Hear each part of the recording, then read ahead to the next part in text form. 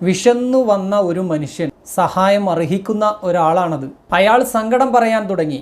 അള്ളാഹുവിൻ്റെ റസൂലിൻ്റെ ഓമന പുത്രി, എൻ്റെ വിഷമം ഒന്ന് കേൾക്കൂ, എൻ്റെ സങ്കടം ഒന്ന് കേൾക്കൂ. ഞാൻ ഭക്ഷണം കഴിച്ചിട്ട് എത്രയോ ദിവസങ്ങളായി, വിശപ്പ് സഹിക്കാൻ വയ്യ, വല്ലതും തരണേ. ഫാത്തിമ റളിയല്ലാഹു അൻഹയുടെ മനസ്സലിഞ്ഞു, ആ കുഞ്ഞു കുട്ടികളുടെയും മനസ്സലിഞ്ഞു. അലി റളിയല്ലാഹു അൻഹു ആകെ കുഴങ്ങി.